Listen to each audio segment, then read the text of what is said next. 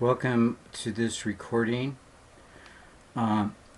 This is how to exploit Metasploitable with the Metasploit framework on Kali Linux using Armitage. So hopefully you have Kali Linux, and we're doing this in VMware Player, all of which is free software. So everything you need to do this is free.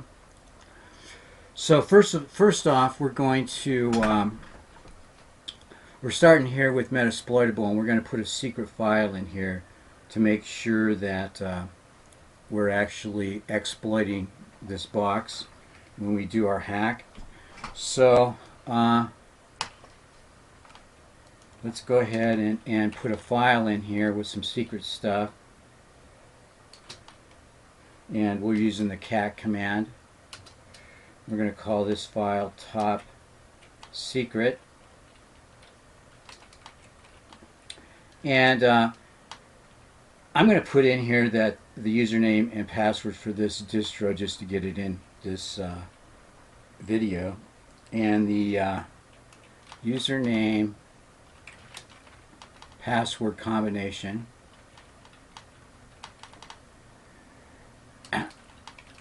is, well, we don't need that, Microsoft or Metasploit framework admin. And it's the same for both. Metasploit framework admin. And then just to make doubly sure, we're going to put in here the secret key 457. I'm just putting this in so we know for sure because of the date.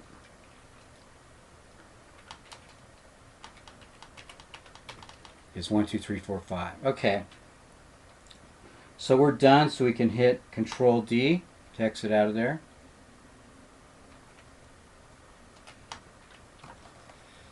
Let's see. Yep. Up. Oh, okay. Control D. Good. So let's make sure we got that file in there now. And there's the file, top secret. So another thing we might want to do right now is print a working directory so we know where this file is. So it's in the home MSF admin folder. And just for fun, we're going to do ifconfig to check our IP address and things like that.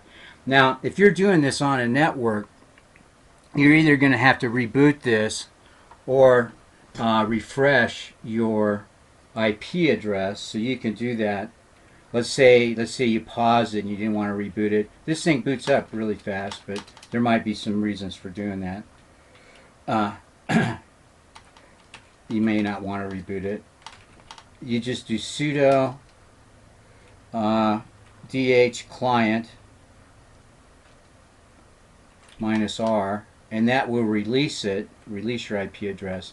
And then using the up arrow, you do sudo dynamic host client without any switches, and that will give you a new, that will actually renew the IP address. Okay, thought I'd mention that. The thing is, if you are doing this outside of your, let's say you practice it a couple times on your local network and then you want to show someone else, as soon as you go to another network, your computers are going to get new IP addresses and things. And depending whether you have them bridged or use a NAT server behind the host computer, so will your virtual machine. So you just want to check your IP address, and if you need to renew it, renew it. So we can see that our IP address on Metasploitable is 192.168.1.73. If we look at the first line after we did the ifconfig, or actually the second line. So there it is. It's good to know. Okay, so now we're ready to run our Kali Linux.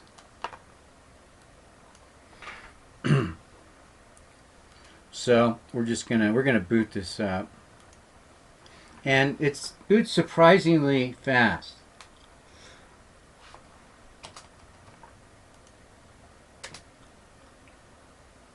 Considering all the tools and everything that's on here. I am not a fanatic about updating things because, like, here we're running, you know, at least a couple of tools, 2 or 3 tools on the username is root, and the password is root in reverse, which is Tor.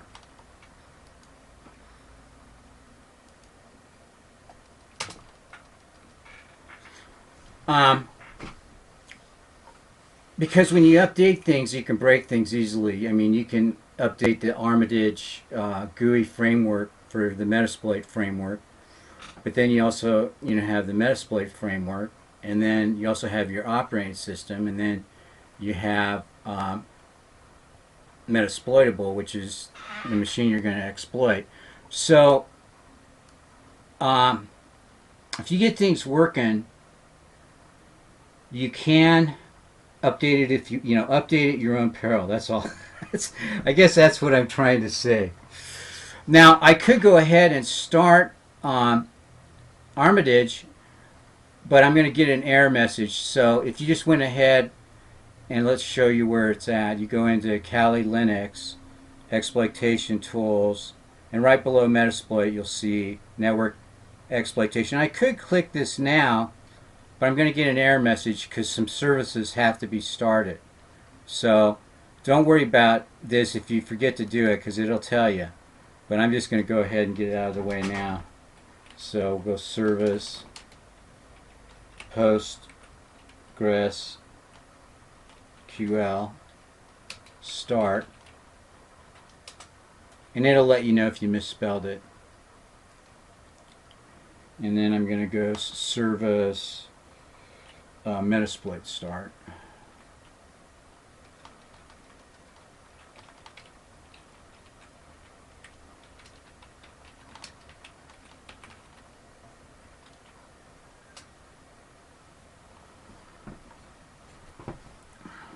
Okay, we're back to our command line, so we can close that. This is so fast; it actually launched 2 when I clicked on it. So you gotta watch it. It's kind of fast. Okay, I'm doing this because a lot of times when I'm in the middle of class, if I'm teaching a class or something like that, I have so many applications going that this stuff just burns up memory. And these multimedia things and things you have going a lot of times for your classes really eat up a lot of memory, so this slows this process down a lot. So if you don't mind, I'm doing the video, but we can talk about it when we're done live. Okay, so here is the this is a GUI interface for the Metasploit framework, and we're going to launch it. It's going to give us a couple of dialogues. We'll just accept the default settings.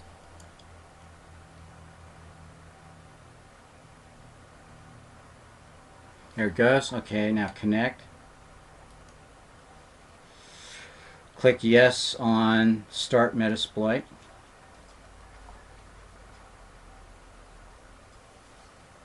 And it gives you some error messages or whatnot, but it works through it generally.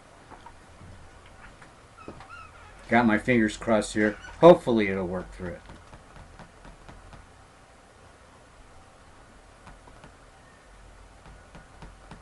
One of the biggest problems students have with virtual machines is, I always get students, oh yeah, I want to learn Linux and things. So, you go out and you get a nice stripped down version of Red Hat or Mint or whatever, and then you pull down or you take a course in Linux, and so they tell you these commands, and most of the time they start out with different ways to install software. which is good because there are times when you have to use, these different ways. But the problem is if you use a bunch of different ways on your Linux distro that you're using and learning on, it's going to create a problem because the dependency database is going to get out of date because you're, using maybe a RPM method or in a dot slash install method, or you're using your other compilers that you can use to install software, and so your dependency file database gets out of date, and so your Linux distro becomes unstable. And so I recommend using, sticking to one method of installation. Sure, you can download a distro just to learn the different install methods and stuff, but don't let that be your main. Don't let that be your main distro that you're actually learning stuff on, because after you've installed 5 or 6 different ways, your dependencies are going to get all messed up, and that virtual machine is going to become unstable. So have another one that you have around, and I'd recommend using like the GUI installer, because that seems to do a pretty good job of keeping things stable. So regardless if it's Yum or some of the other ones, just kind of stick to the GUI installer and the GUI updater, and you should be good. Okay, now just leave it alone for a second. It's going to give us the windows here. Okay, there we go. So we're good. Okay, but you notice that up here, this on the upper right, that's the host window, and it's empty. So what do? Well, there's a couple things we could do. We could import hosts, and how this would work is if you have a list of hosts, we could do a scan to get the hosts in there. So let's just pretend like we're going to do a quick scan, and then if I was doing this network, I would put in the network IP address, network broadcast address, which is this, and then they use the CEDAR notation, which is a slash, and how many bits are in your subnet mask. Well, mine's 24, which means with a 24 you have a 255.255.255.0 subnet mask, because you have 24 characters that are taken up with ones. But we're actually just going to add a host, so because that kind of takes time to do the scan. This is a great way to scan. I'm not discouraging it at all, but since I'm doing a demo, and I'm trying to remember the name, or the IP address of that Metasploitable. I think it's 73. So let's see if that works.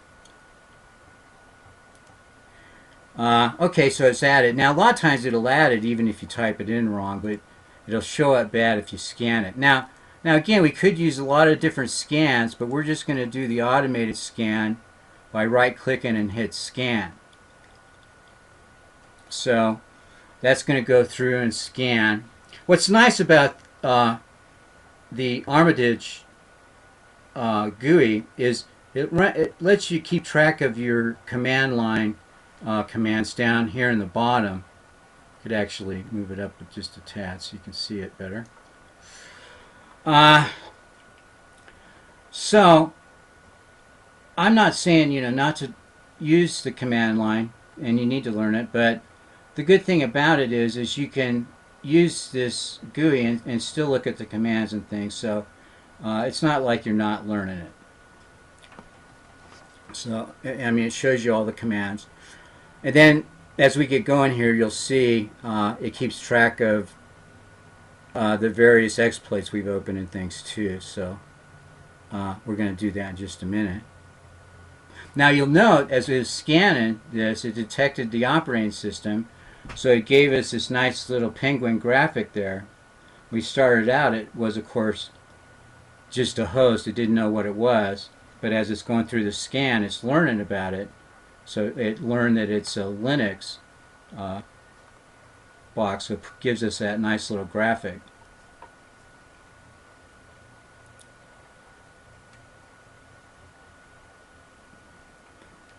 Okay, now we should be, this should take about 2 minutes, I think, to run through this scan. And yeah, give us a scan complete. Since I closed a lot of apps down. See, this is why I like doing it like this. Because I closed a bunch of apps, it actually went quicker than I was thinking it would. Okay. So we have our host in. Armitage has run the scan, so it knows quite a bit about this. But now we can actually, let's do it this way. Right click it. Or well, wait. Let's use the attack menu.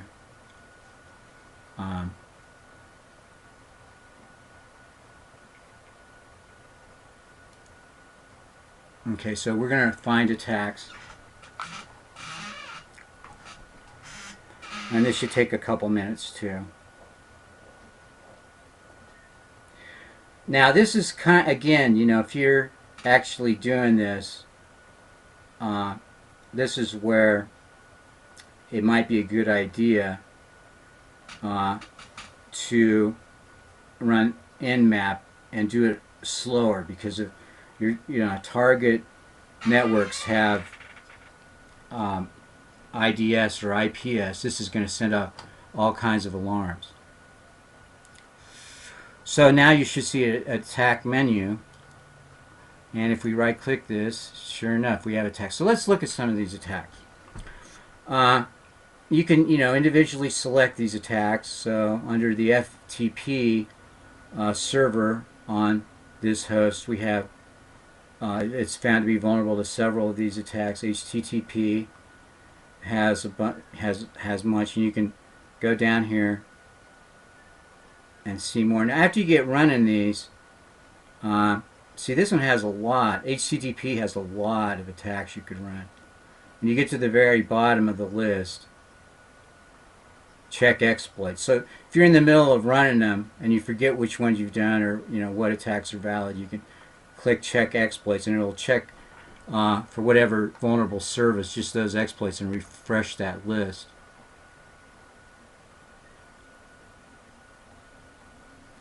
So IRC, miscellaneous attacks, secure shell attacks. Now web apps usually have a lot too. Let's see how many attacks.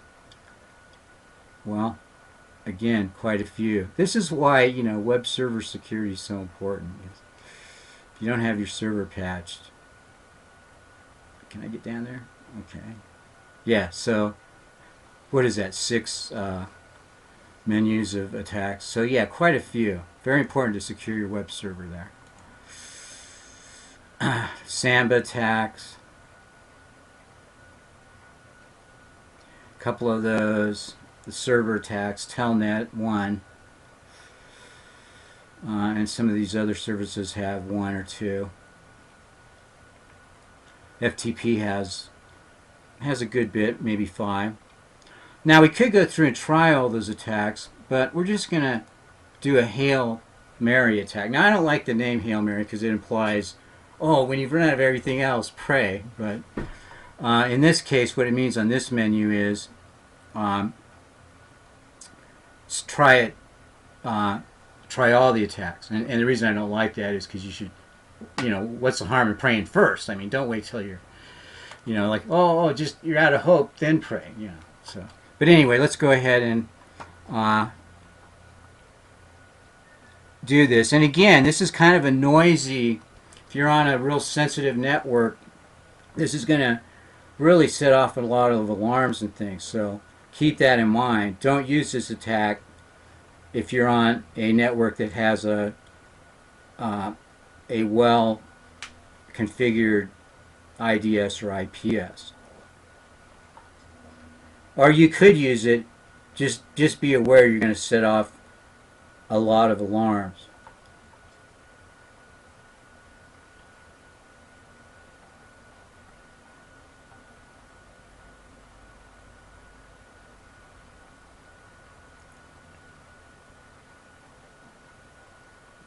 So it's going to take a minute to run through this. Yeah,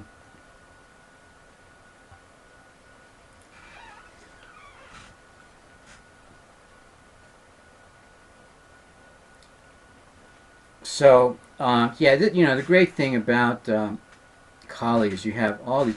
Look, do you notice that our graphic changed? And what did it change to? It looks red. It kind of looks like it kind of would look if you threw this machine out of the window at a in a high rise or something like that. You try to get these, kind of looks a little broken there. I think is is the effect they're trying for, and the reason is it's been exploited.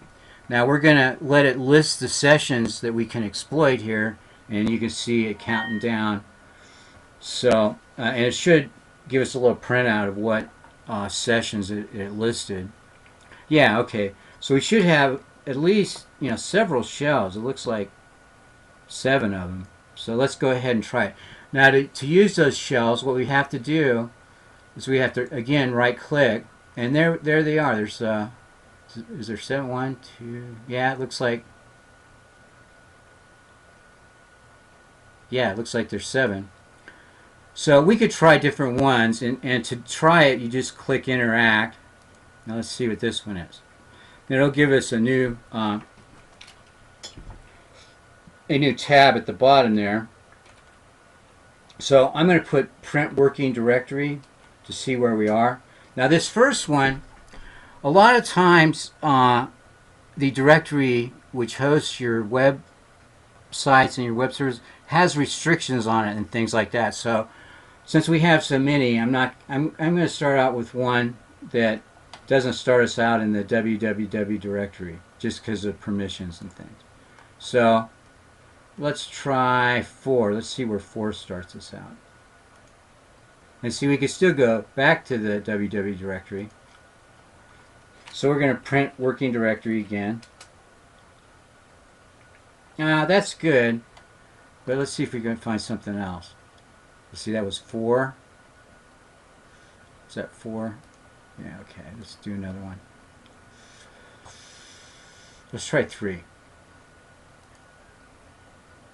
Now we'll do a print working directory. There we go.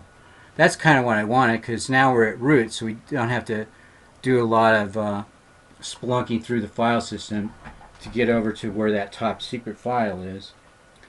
So let's change directories home.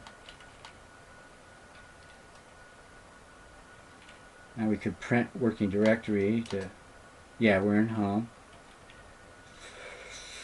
Now we will, I'm trying to think of that. It was in the Microsoft Foundation admin. Well, let's see. If we can't remember it, let's see what we got. We'll do a listing. Yeah, okay. There is our Microsoft or Metasploit Foundation admin account. So we'll change to that.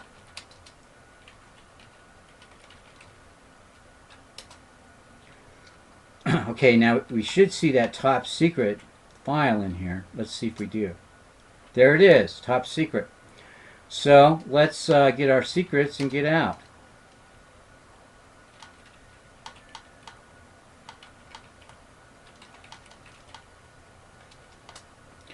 Okay, there we go. See?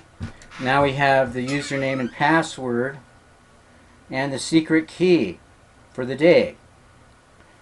So this concludes our demo today, and just remember, just like this demo isn't perfect, when you get started on this kind of stuff, don't expect perfection. Okay, it's okay to make a few mistakes here and there. Thanks for watching this, and hope you get started getting some elbow grease in on some of these tools, because you're only going to get out of your career what you put into your career. Have a great day. Thank you.